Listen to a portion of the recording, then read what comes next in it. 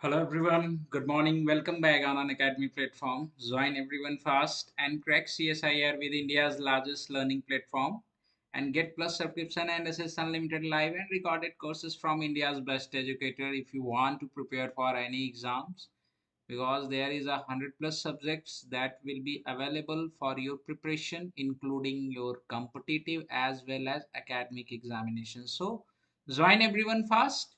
It will be very helpful lecture for all of you for cracking any types of examinations if you are prepared for CSIR UGC NET exam with the chemical science. So join everyone fast.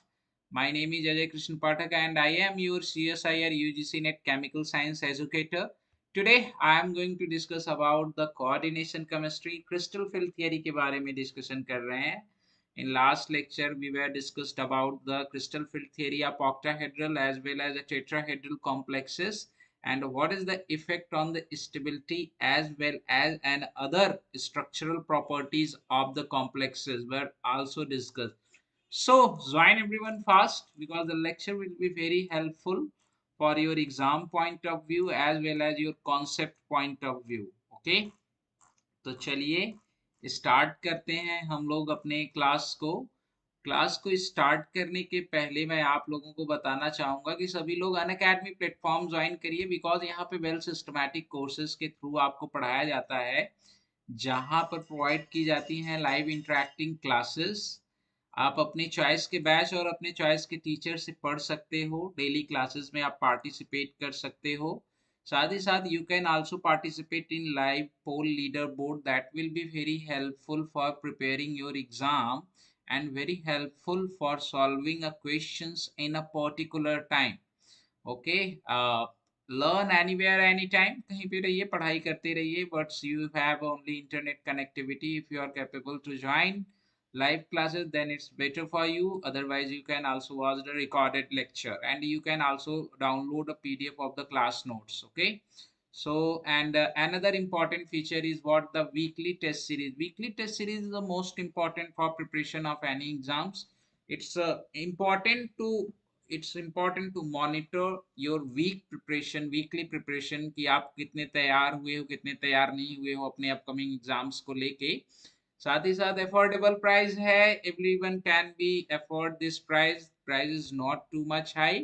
To types of subscription are available on our platform, plus and iconic. दोनों के बीच के difference के बारे में बात करें तो plus में आपको इंडियाज बेस्ट एजुकेटर मिलेंगे, आइकॉनिक में भी इंडियाज बेस्ट एजुकेटर मिलेंगे. पर्सनल कोच प्रोवाइड किए जाते हैं आपको आइकॉनिक में, जो आपके लिए सबसे बेस्ट होता है. पर्सनल कोच की गाइडेंस में आप प्रिपरेशन करते हो.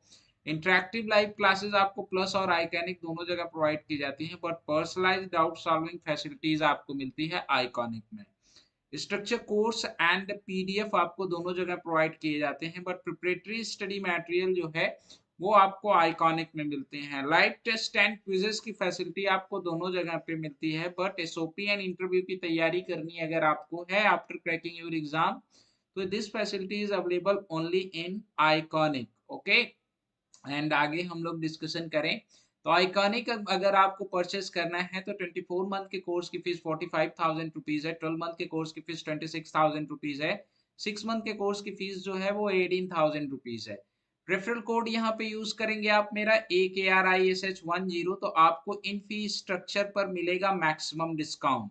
मैक्सिमम डिस्काउंट मिलेगा, ये फी स्ट्रक्चर्स आपका और कम हो जाएगा. साथ ही साथ 24 मंथ के कोर्स, 12 मंथ और 6 मंथ के कोर्सेज पे नो कॉस्ट EMI ऑप्शंस भी अवेलेबल है. और अगर हम बात करें प्लस के बारे में तो 24 मंथ के कोर्स की फीस जो है 20,000 रुपीज है, 12 मंथ के कोर्स की फीस जो है 14,500 रुपीज है, 6 मंथ के कोर्स की फीस 11,600 रुपीज है.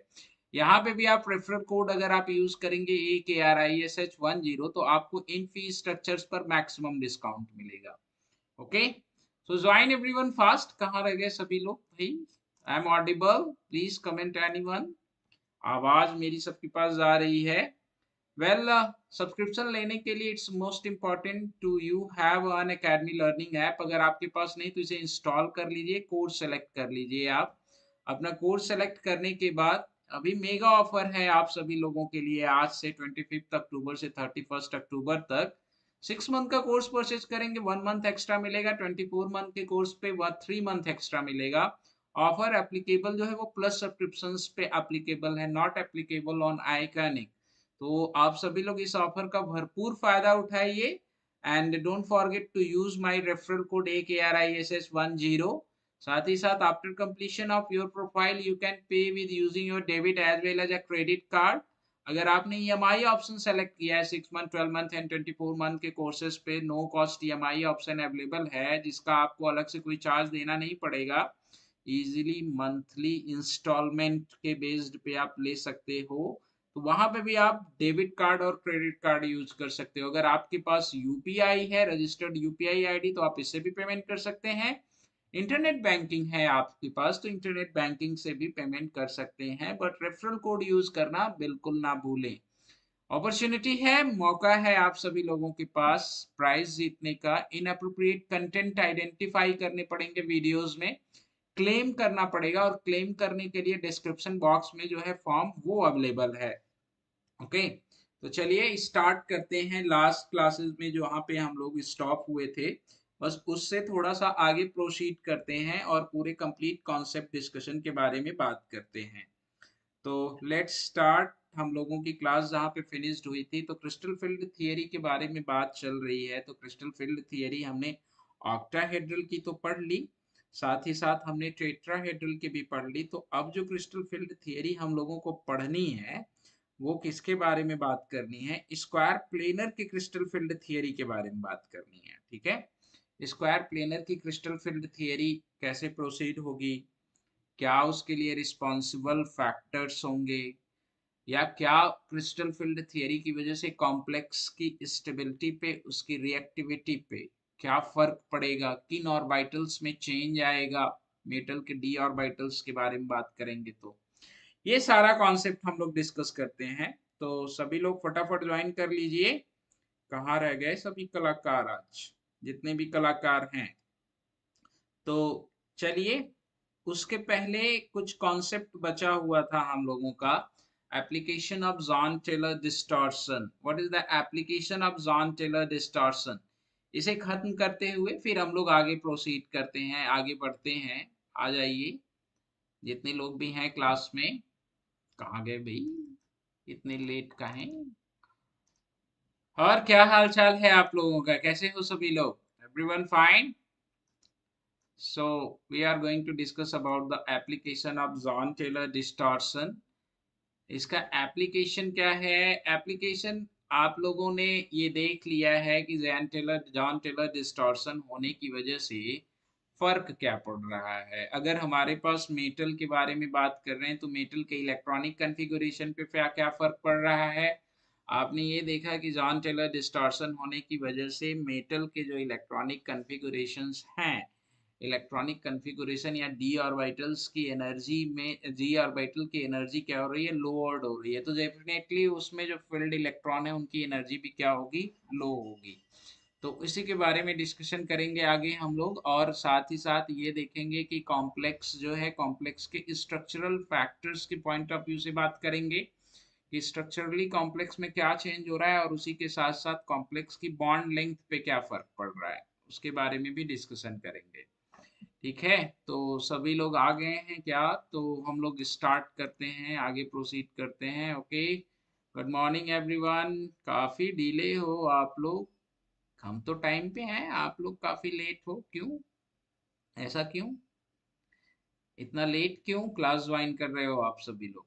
लैपटॉप थोड़ा सा स्लो चल रहा है आज, थोड़ा सा स्लो है। वेल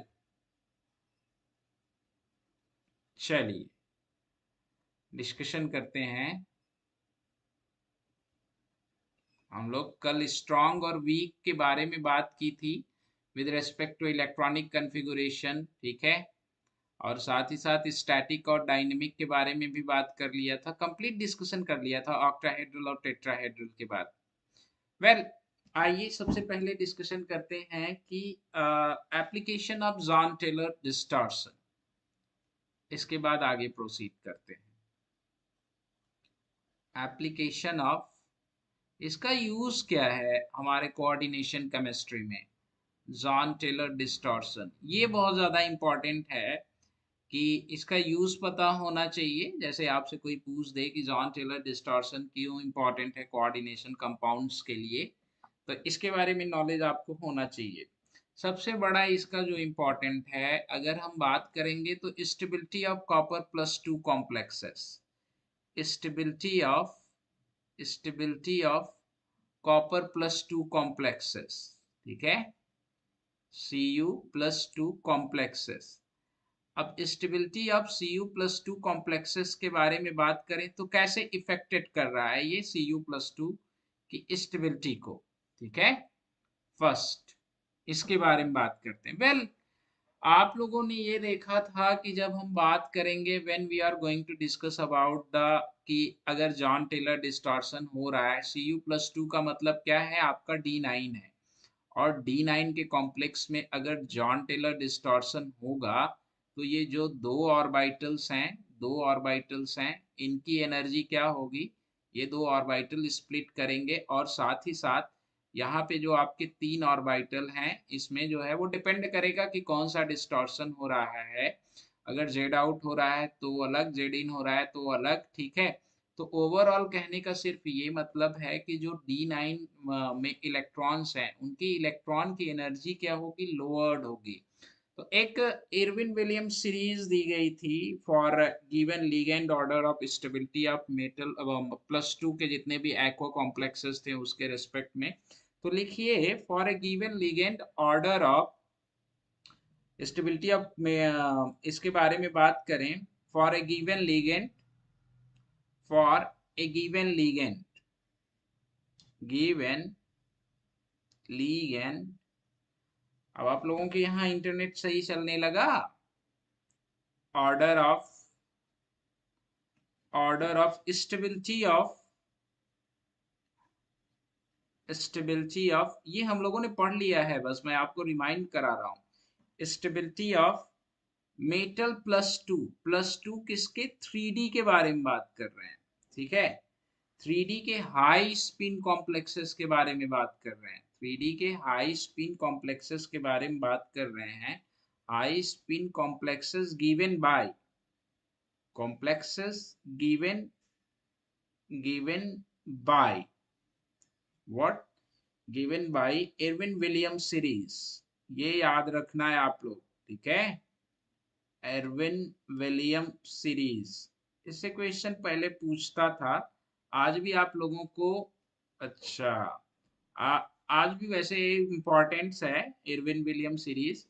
अगर इस बेस्ड पे हम बात करें तो होता क्या है कि बेरियम प्लस टू, ये इरविन विलियम सीरीज है, स्ट्रॉन्टियम प्लस टू, ठीक है, और आपका क्या, calcium plus two, aqua complexes की स्टेबिलिटी के बारे में बात कर रहे हैं। और आपका क्या, मैग्नीशियम प्लस टू, सबसे ज्यादा स्टेबल आपका मैग्नीशियम प्लस टू। उसके बाद हम बात करें मैग्नीज प्लस टू, और उसके बाद अगर हम बात करें तो आपका क्या है, आयरन प्लस टू, और आपका क्या है, स्टेबिलिटी के बारे में बात करें तो कोबाल्ट प्लस टू। उसके बाद अगर हम लोग डिस्कशन करें, कोबाल्ट प्लस टू के बाद अगर हम लोग डिस्कशन करें तो आपका क्या है, कॉपर प्लस टू, और आपका क्या है, zinc plus two. Copper plus two जो होता है वो ज्यादा स्टेबल होगा आपका किससे, जिंक प्लस टू से, ठीक है। ये इरविन विलियम सीरीज है। अगर इसे आप समझना चाहोगे, जैसे देखो, आप इसके बारे में बात करें तो इधर से इधर की तरफ जब मूव कर रहे हो आप, तो साइज जो है वो क्या हो रही है,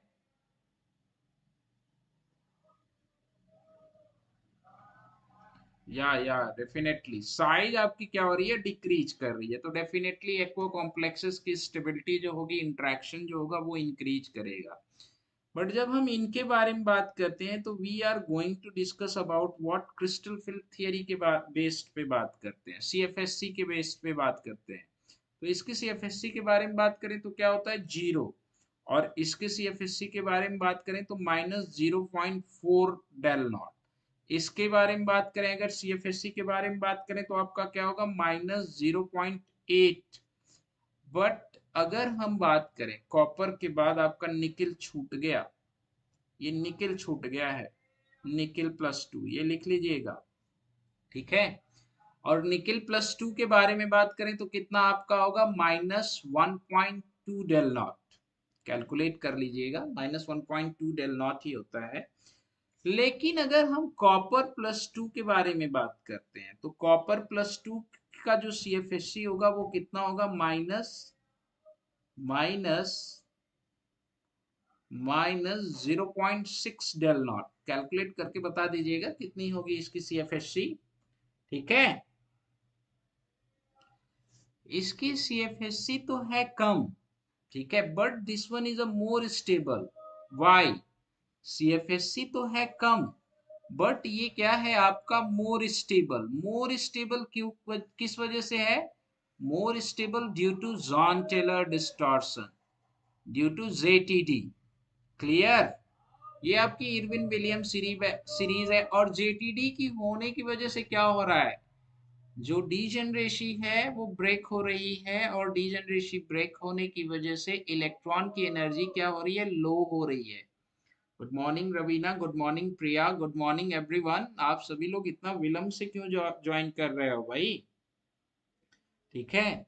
तो ये आप लिख सकते हो कि मोर स्टेबिलिटी ऑफ कॉपर+2 complexes is what, due to John Taylor distortion, because in case of John Taylor distortion the degeneration of the EZ orbital and T2Z orbital is break and the energy of the electron will be lowered, ठीक है, जो हम लोगों ने पढ़ा था इसके बारे में।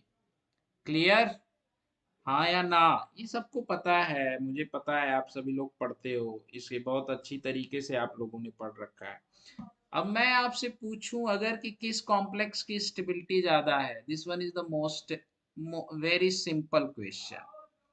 इसको आप लोग बहुत बार पढ़े होंगे। ये आपका नाइट्रोजन है, ये आपका नाइट्रोजन है, ये भी आपका नाइट्रोजन है, ये भी आपका क्या है, नाइट्रोजन है।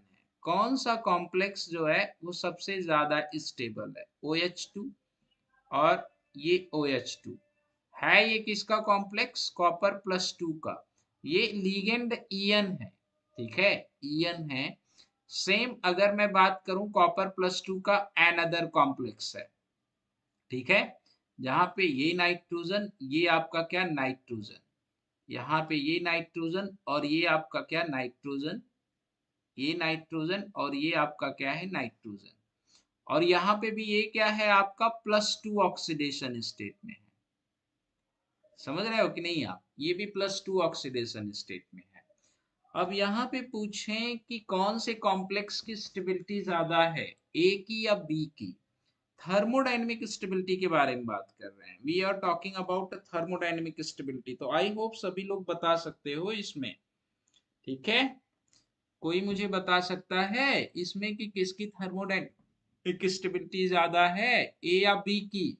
बताइए। थर्मोडायनेमिक स्टेबिलिटी का मतलब it's depend upon bond strength, ठीक है, and it's also depend upon another factor. तो प्लीज कोई मुझे बताए इसके बारे में। कॉपर+2 है, D9 इलेक्ट्रॉनिक कन्फिगुरेशन है, यस, और D9 इलेक्ट्रॉनिक कन्फिगुरेशन है तो क्या होगा, जेड आउट होगा। और जब जेड आउट होगा, यस, जब जेड आउट होगा तो ये बॉन्ड लेंथ जो है आपकी वो क्या करेगी, इंक्रीज करेगी। कौन सी बॉन्ड लेंथ इंक्रीज करेगी? ये वाली बॉन्ड लेंथ जो है वो इंक्रीज करेगी। सिमिलरली यहाँ पे भी ये बॉन्ड लेंथ इंक्रीज करेगी, ठीक है, ये बॉन्ड लेंथ इंक्रीज करेगी।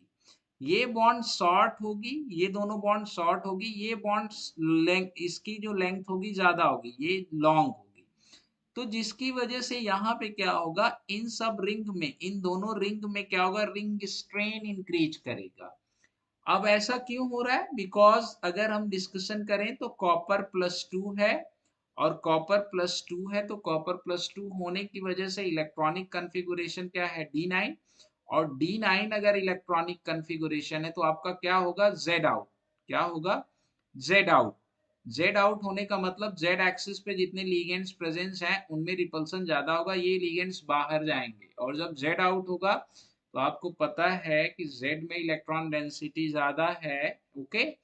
तो अब आगे अगर आप देखोगे तो ये बॉन्ड लेंथ अगर इंक्रीज कर रही है तो there is no much more effect on another ligand, but due to increment of this bond length the another bond will be also affected and the complex will be more strained. यहाँ पे आपका क्या है, more strain है, यहाँ पे आपका क्या है, more strain है, ठीक है, more strain, तो ये आपका क्या होगा, less stable. Confirm everyone, this one is the less stable.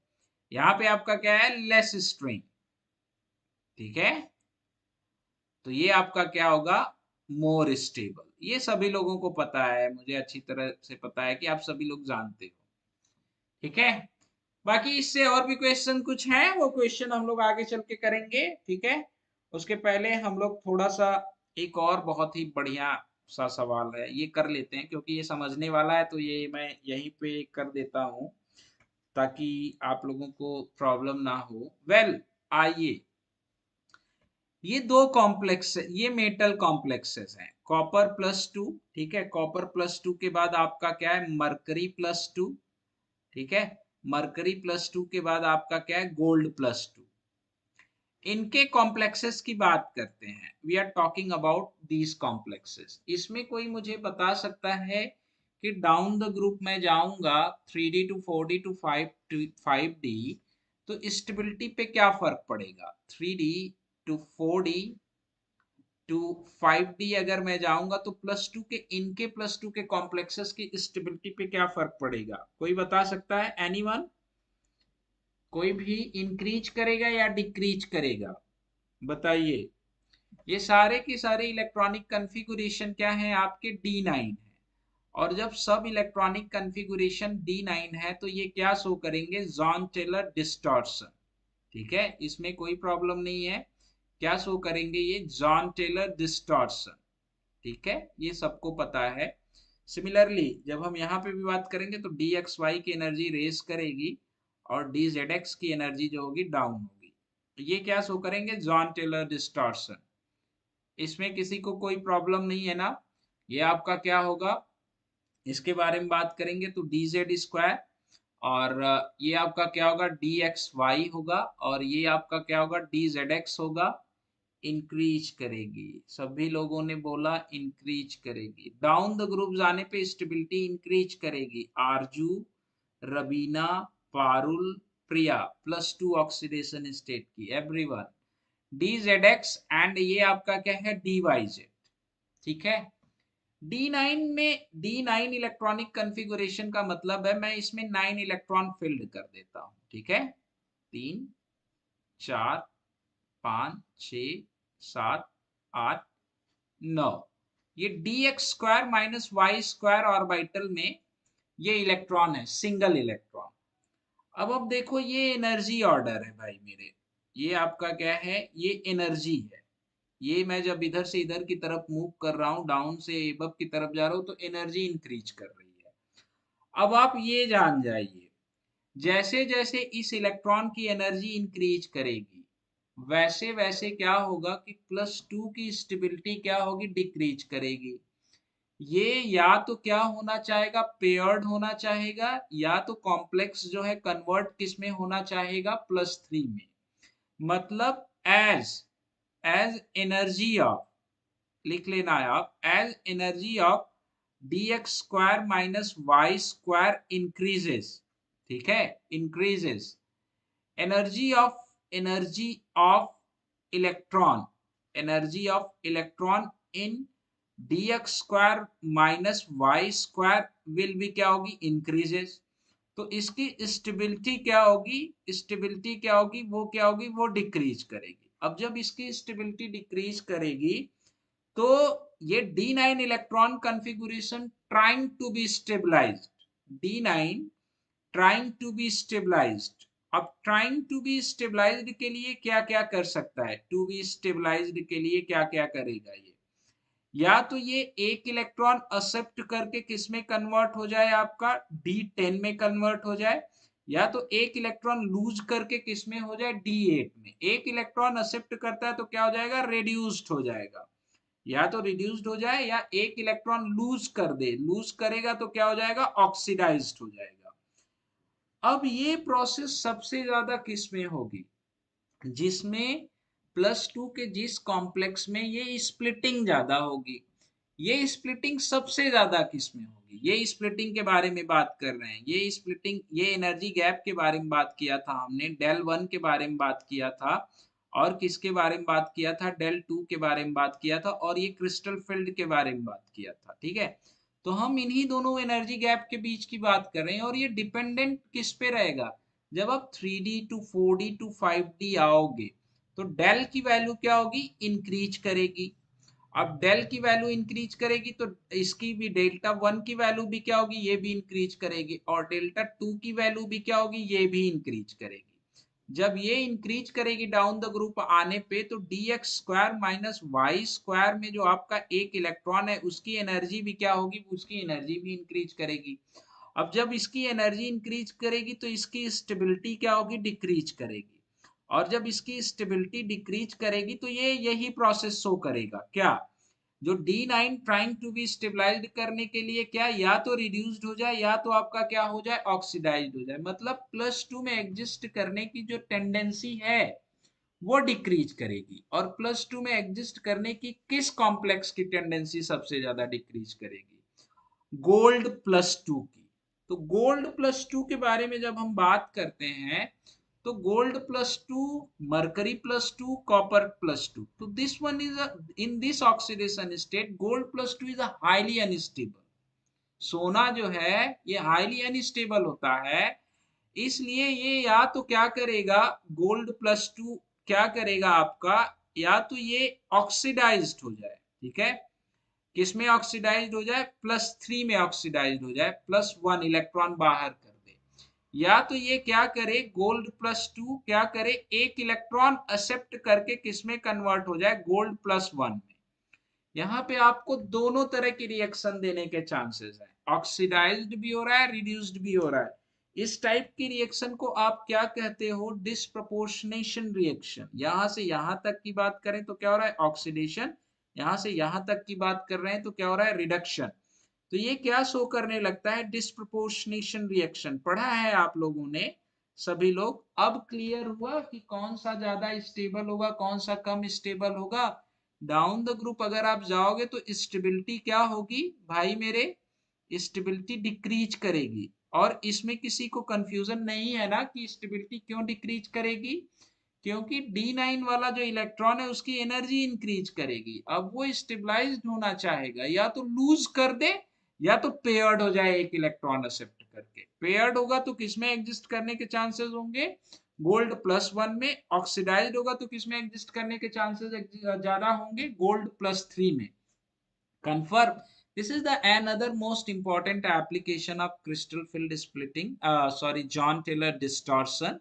John Teller distortion explain करता है कि इसमें ऐसा क्या हो रहा है। मनोज, प्रिया, पारुल, रवीना, आरजू, निशा, एवरीवन कंफर्म, हाँ या ना, एवरीवन बोलो भैया, प्लीज कमेंट फास्ट, विलंब ना करिए। This is the one of the most important concept. I hope ये सभी लोगों को बहुत आसानी से समझ में आएगा, क्योंकि मैंने बहुत आसानी से समझाया है, बहुत धीरे धीरे। अगर फिर भी किसी को नहीं समझ में आया है तो वो कमेंट कर सकता है और पूछ सकता है क्या फैक्टर इसके पीछे वर्क कर रहे हैं। सारी चीजों को आप पूछ सकते हो, मैं एक बार और रिवाइज कर देता हूं ताकि आप लोगों को और अच्छी तरीके से समझ में आ जाए। ठीक है, यस, बहुत अच्छे। 3D to 4D आएंगे तो ये एनर्जी गैप जो है, ये दो सारे एनर्जी गैप बढ़ेंगे, सब बढ़ेगा। ठीक है, सब बढ़ेगा और सब बढ़ेगा। जब सब बढ़ेगा, जैसे आप आते हो ना, कहते हो कि 3D 4D 5D कि जब आप बात करते हो तो कहते क्या हो, क्रिस्टल फील्ड स्प्लिटिंग बढ़ेगी। ठीक है, और क्रिस्टल फील्ड स्प्लिटिंग बढ़ेगी तो ये जॉन टेलर डिस्टॉर्शन शो करेंगे। सब इलेक्ट्रॉनिक कॉन्फ़िगरेशन क्या है, D9, तो D9 में strong Jahn Teller distortion show करेंगे। ठीक है, unsymmetrical electronic distribution in Eg और वाइटल। जब इलेक्ट्रॉन डेंसिटी डिस्ट्रीब्यूट ये शो करेंगे तो डेफिनेटली ये स्प्लिटिंग इनहैंस्ड होगी।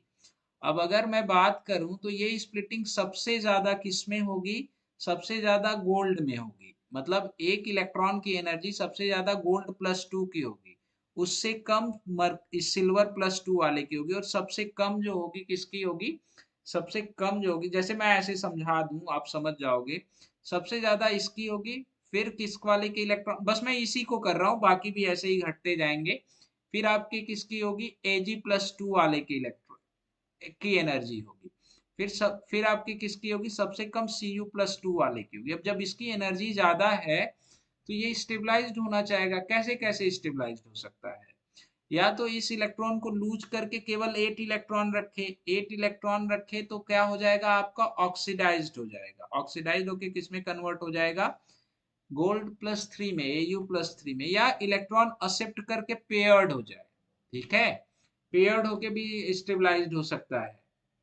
ठीक है, तो पेयर्ड जब होगा तो इलेक्ट्रॉन एक्सेप्ट करेगा तो क्या हो जाएगा, रिड्यूस्ड हो जाएगा। कंफर्म मनोज, हम एक्सप्लेनेशन दे रहे हैं और आप बात में लगे हो, ऐसे कैसे काम चलेगा।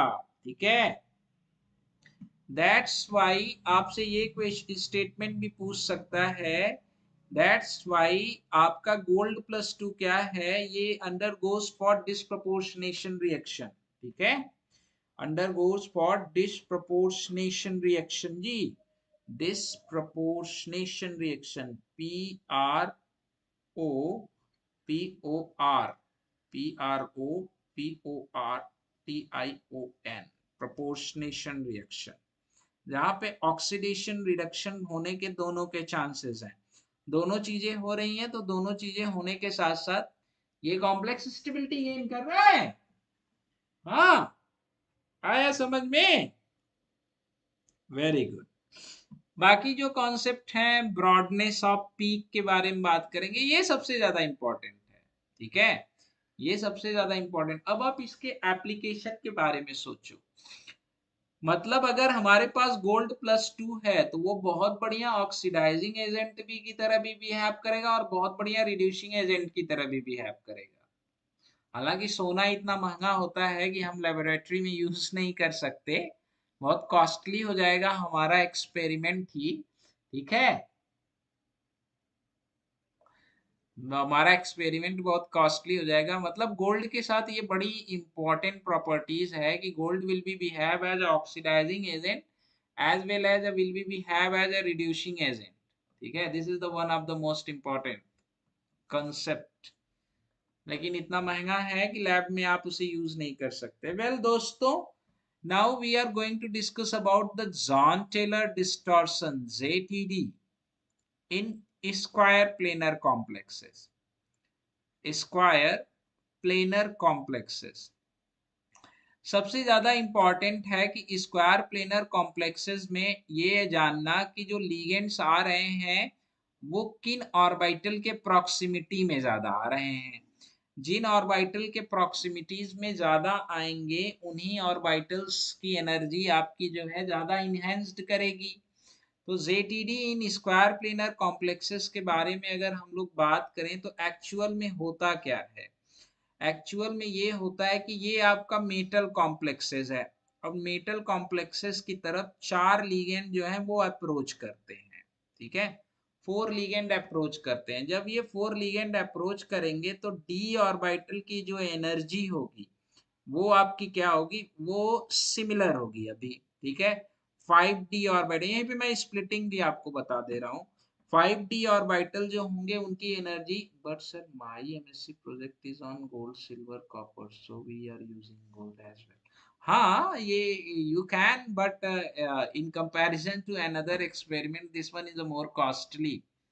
ओके, अदरवाइज तो we can also used platinum. ठीक है, बट एक्सपेरिमेंट इज कॉस्टली। अगर हमें इन्हें इंडस्ट्रियल पॉइंट ऑफ व्यू से सिंथेसिस करनी है, आपने एक छोटे से प्रोजेक्ट पे काम किया होगा, अगर हमें इंडस्ट्रियल पॉइंट ऑफ व्यू से इनका एप्लीकेशन लेना है तब तो ये ज़्यादा कॉस्टली पड़ जाएगा ना। जैसे अभी देखो क्या बेच रहे हैं, क्या कहते हैं, एक और आता है भाई वो आयुर्वेद में उसका बड़ा अच्छा नाम है, कोई एक मेडिसिन्स करके आती है, ठीक है, स्वर्ण स्वर्ण भस्म कहते हैं क्या शायद, स्वर्ण भस्म के बारे में शायद आप लोगों ने सुना होगा, आप लोगों ने मेरे ख्याल से। ये डी ऑर्बिटल 5D ऑर्बिटल जो है सिमेट्रिकली पड़े होते हैं। अब जैसे जैसे लीगेंड, फोर लीगेंड इनको अप्रोच करेगा, as four ligand will be approach, जैसे जैसे फोर लीगेंड अप्रोच करेगा, इन 5D ऑर्बिटल्स की एनर्जी क्या हो जाएगी, थोड़ा इंक्रीज कर जाएगी, ठीक है, थोड़ा इंक्रीज कर जाएगी। और जब थोड़ा इंक्रीज करेगी तो अब जैसे जैसे एक्सटेंट ऑफ अप्रोच बढ़ेगा, तो जैसे जैसे एक्सटेंट ऑफ अप्रोच बढ़ेगा तो इन लीगेंड्स के बारे में अगर हम बात करें तो ये लीगेंड्स आते कहाँ से हैं, ये आपकी एक्स एक्सिस हो गई, और ये आपकी क्या हो गई, वाई एक्सिस हो गई, और ये आपकी क्या है, जेड एक्सिस है। जेड एक्सिस के बारे में बात करें तो जेड एक्सिस से कोई लीगेंड अप्रोच नहीं कर रहा है। जो लीगेंड अप्रोच कर रहा है वो किस एक्सिस से अप्रोच कर रहा है, एक्स एक्सिस और वाई एक्सिस से अप्रोच कर रहा है। तो पहले मैं आपके लिए ऑक्टाहेड्रल बना लूं इजीली, ऑक्टाहेड्रल के बाद आप आसानी से समझ सकते हो। सपोज आपका जेड एक्सिस से भी लीगेंड, एक हाइपोथेटिकल कॉन्सेप्ट के बेस्ड पे बात करते हैं। हाइपोथेटिकल मतलब जैसे हम, ठीक है, हाइपोथेटिकल का मतलब है कि वी आर डिस्कसिंग, जैसे कि हम डिस्कशन किसके बारे में कर रहे हैं, फिर दो जेड एक्सिस से लीगेंड निकाल देंगे। समझना है आपके लिए बहुत आसान हो जाएगा, 1 2 3 4 5 6 बन गया है ऑर्बिटल, हम 5 के बारे में ही बात करेंगे। ओके, अब आप देखो, ऑक्टाहेड्रल के बारे में आप आसानी से पढ़ते हो, ठीक है, कि ये दो easy set of orbital and this one is a T2G set of orbital. अब जब हम डिस्कशन करते हैं, ये दो लिगेंड अप्रोच निकाल दें, हम दो लिगेंड जो हैं वो निकाल दें, ये आपका क्या है, dx² minus y square orbital, और एक ऑर्बिटल आपका क्या है, dz² ऑर्बिटल। कन्फर्म, यहाँ पे बात करें तो क्या है, dxy ऑर्बिटल, और एक ऑर्बिटल आपका क्या है, dyz ऑर्बिटल, और एक क्या है आपका dzx ऑर्बिटल। ये चीजें हैं। अब जब स्क्वायर प्लेनर में बात करोगे तो जो एक्सटेंट ऑफ अप्रोच होगा वो एक्स एक्सिस और वाई एक्सिस से ज्यादा होगा, तो डेफिनेटली एक्स एक्सिस और वाई एक्सिस पे जैसे कंपाउंड बनेगा, जैसे जैसे आपका कॉम्प्लेक्सेशन इनहेंस्ड करता जाएगा या इनके बीच की डिस्टेंस घटती जाएगी, वैसे वैसे एक्स एक्सिस और वाई एक्सिस पे जो रिपल्सन है वो क्या होता जाएगा, वो इंक्रीज करता जाएगा। और एक्स एक्सिस और वाई एक्सिस पे जब रिपल्सन इंक्रीज करता जाएगा तो ये आपकी जो एक्स स्क्वायर वाई स्क्वायर की ऑर्बिटल है, ऑर्बिटल की एनर्जी है, वो काफी ज्यादा इंक्रीज कर जाएगी। क्या हो जाएगा आपका, dx² माइनस वाई स्क्वायर, सबसे ज्यादा एनर्जी। उसके बाद क्या होगा, एक्स और वाई एक्सिस का कंपोनेंट इस सेट के ऑर्बिटल में है, तो एक्स और वाई एक्सिस पे रिपल्सन ज्यादा हो रहा है, तो डेफिनेटली उसके बाद कौन आ जाएगा आपका, dxy। बहुत ध्यान से आप समझिएगा, इस dxy की एनर्जी इतनी बढ़ जाती है कि dz² की जो एनर्जी होती है वो इससे लोअर होती है, और साथ ही साथ जो सबसे लोअर एनर्जी आपकी होगी, लेकिन ये कुछ केसेस में लोअर एनर्जी आपकी किससे होगी, dzx ऑर्बिटल की, और आपकी किसकी, डी वाई जेड ऑर्बिटल की, इनकी एनर्जी सबसे लोअर, उसके बाद dz² की, उसके बाद dx² minus y square dxy की, सबसे हायर आपकी किसकी होगी, dx² minus y square orbital की। उम्मीद है कि ये चीजें आप लोगों को समझ में आ रही होंगी। Nobody is the confused in this concept. Why the energy of dx² minus y square is higher than dz square? Because ligands approach toward x axis and y axis, जब x axis और y axis से approach कर रहे हैं तो definitely x axis और y axis पे repulsion ज्यादा होगा, और x एक्सिस और y एक्सिस से बिलोंग करते हुए ऑर्बिटल कौन कौन से हैं, dx² y स्क्वायर, ये ऑन दी एक्सिस आ रहा है, क्या है आपका, ऑन दी एक्सिस आ रहा है। ये ऑन दी एक्सिस आ रहा है तो ये क्या होगा, इसमें रिपल्सन जो है वो ज्यादा होगा। जबकि एक और जो बिलोंग करता है वो कौन, डी एक्स वाई, ठीक है, ये इन बिटवीन एक्सिस आ रहा है। अब इन बिटवीन एक्सिस आ रहा है तो इसके कंपैरिजन में यहाँ पे लेस रिपल्सन होगा, ठीक है, लेस रिपल्सन होगा। इन बिटवीन एक्सिस ऑर्बिटल आपका डी जेड एक्स भी आ रहा है और डी वाई जेड भी आ रहा है, बट इसमें एक्स वाई कंपोनेंट ज्यादा है, इसमें एक्स का कंपोनेंट जितना है उतना ही वाई का कंपोनेंट, बाकी जेड का कंपोनेंट लाई कर रहा है। हाँ बिल्कुल बिल्कुल, स्क्वायर प्लेनर एनर्जी लेवल से ही कंटिन्यू हो रही है बच्चा। हम स्क्वायर प्लेनर के बारे में ही बात कर रहे हैं, उसी से ये एनर्जी कंटिन्यू हो रही है, ठीक है। तो देखिए एक्चुअल में हो क्या रहा है, आपके पास तीन तरह की स्प्लिटिंग, तीन एनर्जी गैप्स मिल रहे हैं, एक ये, एक ये, एक ये। जब इनके बारे में बात करेंगे तो ये आपका क्या है, डेल वन, ये आपका क्या है, डेल टू, और ये आपका क्या है, डेल थ्री। क्लियर, ये डेल वन, ये आपका क्या है, डेल टू, ये आपका क्या है, डेल थ्री। इनकी वैल्यूज को कैलकुलेट करें तो ये आपका -0.5 डेल नॉट होता है, ठीक है, ऑक्टाहेड्रल के कंपैरिजन में।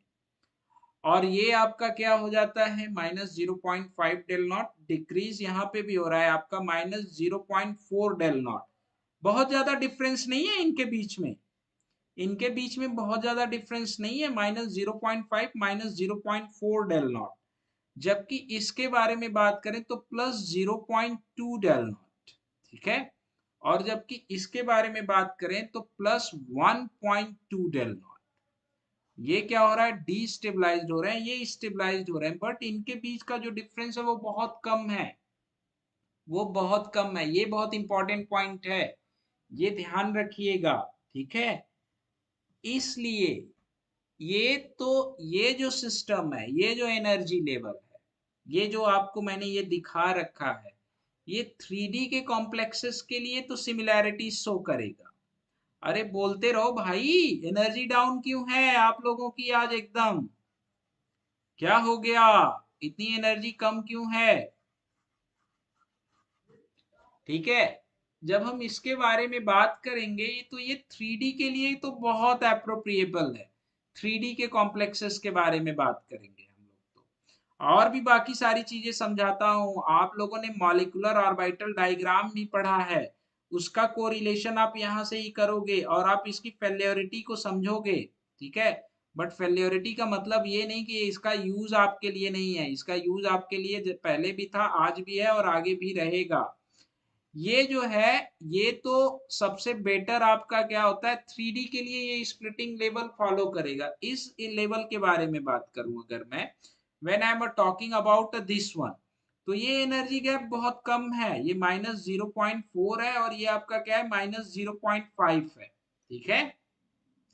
जब हम 4D और 5D के कॉम्प्लेक्सेस के बारे में बात करते हैं, ये ध्यान देखिएगा।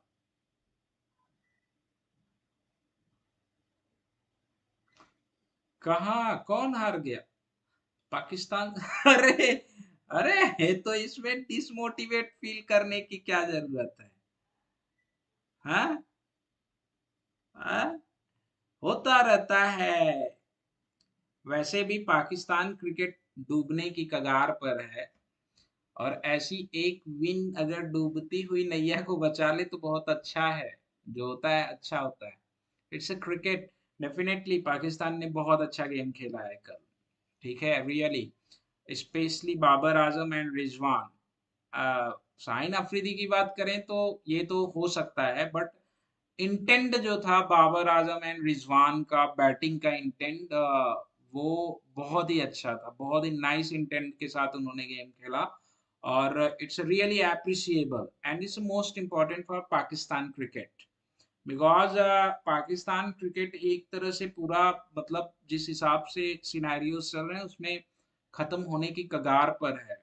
और ऐसी चीजें पाकिस्तान क्रिकेट के लिए इंपॉर्टेंट है, बट हाँ it's definitely, you are Indian तो यू विल बी फील कि हम पाकिस्तान से हार गए, बट इट डजेंट मैटर, जो गेम अच्छा खेलता है डेफिनेटली वो गेम जीतेगा। आपने वेस्ट इंडीज का मैच देखा होगा, और इंग्लैंड का मैच देखा होगा, वेस्ट इंडीज के वो बल्लेबाज जो किसी भी टीम में एक बल्लेबाज चल जाए तो पूरी तहस नहस कर डालता है, सारे टॉप क्लास के बल्लेबाज वेस्ट इंडीज के।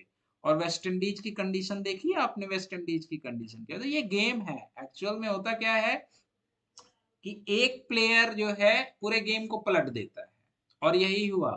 पाकिस्तान के 3 खिलाड़ियों ने पूरे गेम को पलट दिया। And the most important thing is a toss. Toss सबसे ज्यादा इंपॉर्टेंट थिंग्स थी, बिकॉज ड्यू फैक्टर की वजह से बाद में आपने देखा तो समी एंड भुवनेश्वर कुमार, उनकी बॉलिंग उतनी इम्पैक्टफुल रही नहीं। ड्यू फैक्टर बहुत इंपॉर्टेंट रोल प्ले करता है, but we have at least 4 game, so don't worry about that. Definitely, Indian team is the one of the best team, and they will be come back as soon as possible. And the body language of our Indian player is a too positive. आपने ये नहीं देखा, उनका body language negative था ही नहीं, to positive. It's okay, कोई गल नहीं। तो इसमें इट्स अ गेम, इसको एंजॉय किया करो आप। वो जो 3 आवर्स गेम के होते हैं ना, उसे फुल्ली एंजॉय किया करो। फुल्ली एंजॉय का मतलब क्या होता है, वो 3 घंटे जो गेम के होते हैं उसमें आप सब भूल चुके हो कि आपकी लाइफ में क्या चल रहा है क्या नहीं चल रहा है। और जब आप 3 घंटे बाद निकलो तो आप फ्रेश फील करो। तो गेम मूवीज इसीलिए होते हैं कि आपकी लाइफ में कुछ डिस्ट्रैक्शन चल रहा हो तो आप अपने आप को उसमें कंप्लीटली इंगेज कर लो। ठीक है, इसीलिए होता है। बट या डेफिनेटली ये मानने वाली बात है कि नहीं, गेम अच्छा खेला उन्होंने। और जिस तरह से वरुण को खेला, वरुण को खेलना बहुत मुश्किल है। जिस हिसाब से वरुण को खेला वो काबिले तारीफ था। पहली बार आप इतने बड़े मिस्ट्री स्पिनर को फेस कर रहे हो और आपने इतना अच्छा खेला। और वरुण का रिकॉर्ड आप देखोगे तो आईपीएल में आज तक वरुण ने 27 लास्ट वाले मैच में दिया था जो केकेआर हारा था। उसके पहले सबसे कम रन देने वाला इसी का था, इकोनॉमी क्या लाजवाब। बट वरुण को उन्होंने बहुत अच्छी तरीके से खेला। लास्ट 3 ओवर, शुरू के 3 ओवर वरुण के काफी इम्पैक्टिव थे। बस लास्ट ओवर में वरुण जानबूझ के शॉर्ट पिच के लिए गया, विकेट के लिए, और वरुण को उन्होंने सिक्सेस मारे। ये बड़ी अच्छी बात थी। बट गेम बहुत अच्छा खेला रिजवान और बाबर ने। अब बाबर के बारे में पहली बार मैंने बाबर को बैटिंग करते हुए देखा है। मैं उतना ज्यादा देख नहीं पाता था, बट रियली बाबर की बैटिंग बहुत अच्छी थी। इम्पैक्ट मतलब क्या, खतरनाक वाली बैटिंग की। बट कोहली की बैटिंग भी बहुत अच्छी थी। जिस तरह से कोहली ने गेम को संभाला, स्टार्टिंग में आप विकेट लूज करते हो, एक प्रेशर वाला मैच, और बढ़िया खेला, गेम बहुत अच्छा रहा। बट इट्स अ गेम, इसके बारे में ज्यादा नहीं सोचना चाहिए। हार गए हार गए बाकी तो चीजें हैं, अभी तो 4-5 मैचेस बचे हैं। ठीक है, और बाकी एंजॉय करना चाहिए इसे। वेल, हम डिस्कशन क्या कर रहे थे कि जब हम 3D मेटल के बारे में बात करेंगे तो डीजे डी स्क्वायर की ऑर्बिटल की एनर्जी हायर होगी। बट जब हम 4D मेटल और 5D मेटल के बारे में बात करेंगे तो डीजेड ऑर्बिटल की एनर्जी क्या हो जाती है, लोअर हो जाती है इन कंपैरिजन टू, ठीक है, in comparison to DZ X and DYZ. MSD is MSD. MSD का मैदान पे होने का मतलब है बड़े बड़े बल्लेबाज के पांव फिसल जाते थे। तो strategy of MSD is different. हाँ, आप, हाँ, ये एक लेगेसी चली आ रही थी आज तक वर्ल्ड कप में ना तो अजहरुद्दीन कभी हारे थे अपनी कैप्टेंसी में, ना ही सौरभ गांगुली, इवन ना ही एमएसडी। और आई होप विराट कोहली हार गए 1992 से लेके 2021 तक ये एक लेगेसी जो चली आ रही थी वो ब्रेक हुई है। बट इट्स ओके, होता रहता है, this is a game. And इसे हमेशा गेम की तरह लेना चाहिए। और ये डेफिनेटली ये काफी बड़ा गेम था, बहुत लोगों की नजर थी इस पे। बट अपने बच्चों ने भी बहुत अच्छा खेला, ऐसा नहीं है। जिस हिसाब से जिस भी माहौल में इनको गेम खेलने को मिला उस हिसाब से भी अच्छा खेला। बट उन्होंने कल इनसे ज्यादा अच्छा खेल दिया और गेम लेके गए। ठीक है, तो हमारा ये कहने का मतलब है जी कि 4D और 5D के बारे में जब आप बात करोगे, शायद ये दिख रहा है आप लोगों को कि नहीं, कहीं मेरे पीछे तो नहीं ना हो गया ये।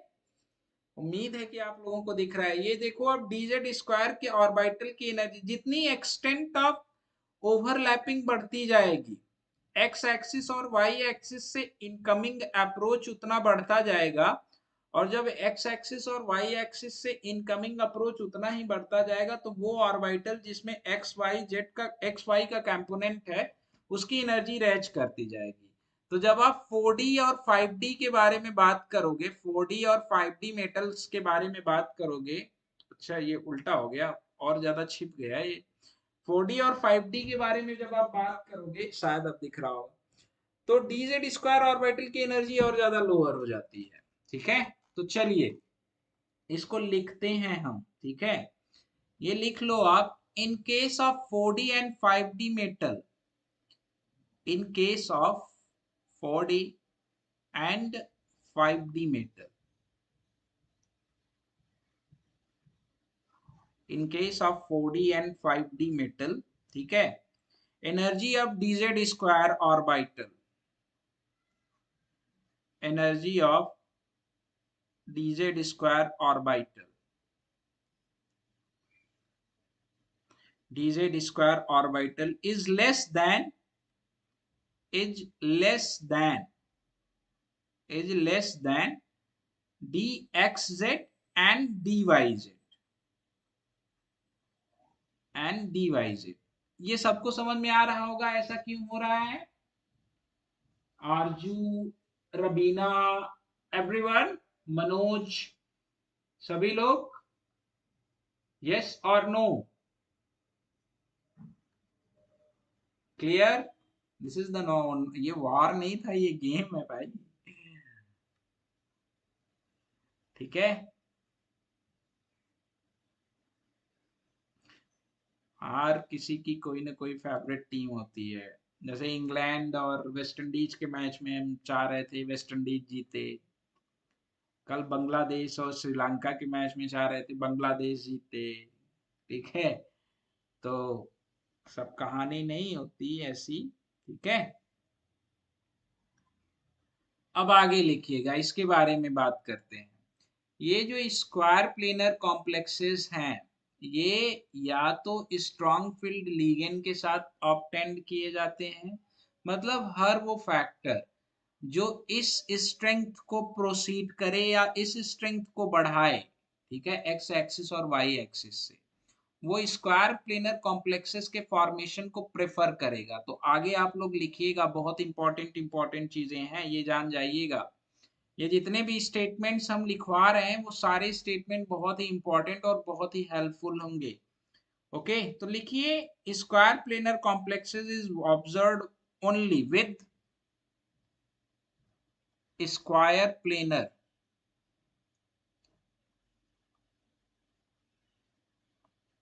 कॉम्प्लेक्सेस। मैं तो पूरा देख भी नहीं पाया क्योंकि मैं कहीं बिजी हो गया और मैं बहुत लेट आया हूँ। आज सुबह आया हूँ मैं 4:30 बजे, कुछ इमरजेंसी आ गई, रात को जाना पड़ा। मैं पूरा गेम देख भी नहीं पाया था, मैं बस खाली इंडिया की बैटिंग देखी और हाईलाइट मैंने देखा। और मैं सुबह 4 बजे आया हूँ, मैं सो नहीं पाया हूँ। ठीक है, तो लिखिए, इन स्क्वायर प्लेनर कॉम्प्लेक्सेस या इस इन square planar complexes generally observed with, generally observed with, किसके साथ जनरली ये ऑब्जर्व किए जाएंगे? Generally observed with strong ligand and strong metal, strong field ligand, strong filled ligand and strong metal। ठीक है,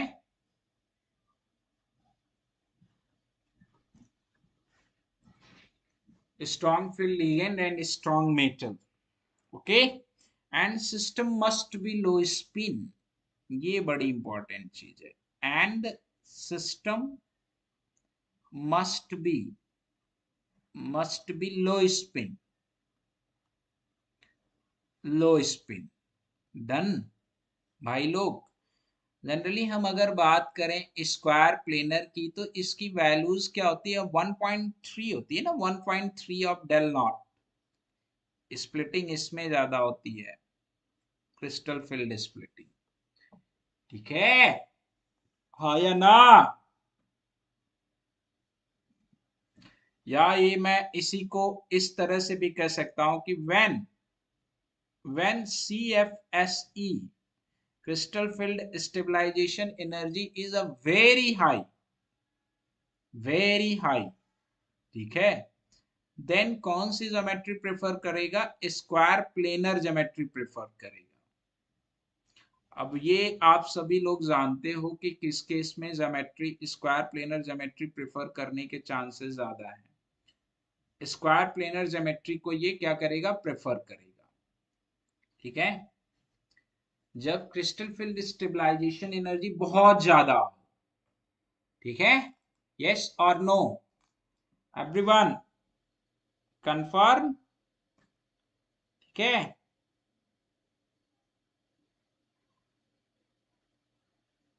और जब हम बात करेंगे high crystal field stabilisation energy किसके साथ ऑब्जर्व की जाएगी? ICFSC वैल्यू किसके साथ ऑब्जर्व की जाएगी? आपका मेटल किसका हो? 4D का हो और आपका किसका हो? 5D का हो। तो ये क्या परफॉर्मेशन करने लगेगा? 4D और 5D के हो मेटल और स्ट्रॉन्ग लीगेंड हो, क्या हो? स्ट्रॉन्ग लीगेंड हो, तो स्क्वायर प्लेनर ज्योमेट्री को प्रेफर करेगा। जैसे आप बात करते हो प्लैटिनम के मेटल हो गए, पैलेडियम्स के मेटल हो गए, ये सारे स्ट्रॉन्ग फील्ड लीगेंड के साथ क्या करते हैं? स्क्वायर प्लेनर ज्योमेट्री का फॉर्मेशन करने लगते हैं। जितने भी आपके स्ट्रॉन्ग फील्ड लीगेंड होते हैं +2 ऑक्सीडेशन स्टेट में अगर ये एग्जिस्ट कर रहे हैं तो, ठीक है, ये पूरी केमिस्ट्री जो आप लोग ऑर्गेनोमेटेलिक केमिस्ट्री में पढ़ते हो या तो फिर आप यहाँ पे पढ़ोगे, तो हाई CFSC कब होगी? जब मेटल आपका 4D या 5D का हो, किसके साथ हो? स्ट्रॉन्ग लीगेंड के साथ हो। स्ट्रॉन्ग लीगेंड कौन से? वो लीगेंड जो स्ट्रॉन्ग पाई एक्सेप्टर की तरह बिहेव करें। सारी कहानी वही है, बस शब्दों का घुमाव फिराव है। डन है, ठीक है। अब आप सोचो कि जब हम बात करते, खैर ये तो हमने वहीं पे ही बात कर लिया था कि why square planar complexes not follow 17 और 18 इलेक्ट्रॉन रूल, या 17 और 18 इलेक्ट्रॉन कॉम्प्लेक्सेस का स्क्वायर प्लेनर कॉम्प्लेक्सेस फेवर क्यों नहीं करते। वहां पे भी देख लिया था एनर्जी हायर है, और यहाँ पे भी हम देख रहे हैं तो एनर्जी क्या है? हायर है। डन है ना भाई मेरे? तो चलिए प्रेफरेंस की बात करते हैं कि कब टेट्राहेड्रल को प्रेफर करेगा, कब ऑक्टाहेड्रल को प्रेफर करेगा, कब स्क्वायर प्लेनर को प्रेफर करेगा। ये बहुत ज्यादा इंपॉर्टेंट है, ये भी आपके लिए कॉन्सेप्ट बहुत ही ज्यादा इंपॉर्टेंट है। Preference for tetrahedral, octahedral and square planar complexes, कौन सा इलेक्ट्रॉनिक कॉन्फ़िगरेशन, कौन से लीगेंड्स इस टाइप की प्रियोरिटी को प्रेफर करेंगे? मनोज, रबीना, आरजू, अरे रबीना आरजू बाहर निकलो, ये मैच वैच के चक्कर में ना पड़ो। अभी आपका मैच होने वाला है, जल्द ही डेट आने वाली है। उनके मैच की तो बात करें तो काफी वो था। Preference for tetrahedral, octahedral and square planar complexes। आज आप लोगों का वो भी चलेगा, क्या कहते हैं,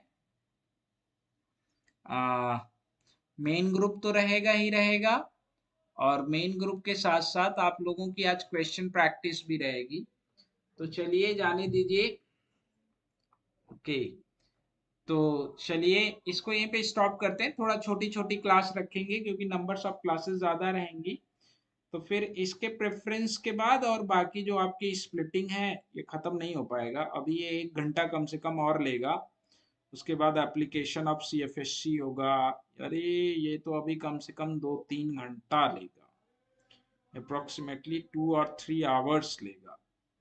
कल ही इसको खत्म कर देते हैं कंटिन्यू क्लासेस लगा के, ठीक है। आप पोल आज होगा आप लोगों का, टुडे आज पोल कंडक्ट होगा, तो आप लोग अपने टाइम शेड्यूल में से निकाल लीजिएगा। 9 PM पे आज आपका पोल है, तो आज के पोल में आप सभी लोग पार्टिसिपेट करिए, ओके।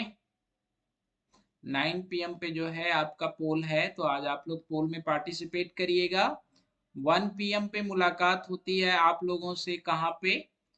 प्लस क्लासेस में आइए। प्लस में आज बेसिक से पढ़ेंगे हम नया वाला चैप्टर। और जो कोई चीजें आप लोगों को समझ में नहीं आई हैं उनको आप पूछ सकते हो। बेसिक से पढ़ेंगे पूरा आपका एनोलेट पे आए हैं हम लोग। और होपफुली जो लोग प्लस में होंगे उन्हें ये वाला चैप्टर काफी ज्यादा नया कॉन्सेप्ट सीखने को मिला होगा। तो ये बेसिक से खत्म करेंगे, इसे आज स्टार्ट भी करेंगे। थोड़ा हम लोग या लाइट के बारे में भी डिस्कशन करेंगे। ठीक है, सल्फर या लाइट, फास्फोरस या लाइट के बारे में भी बात करेंगे।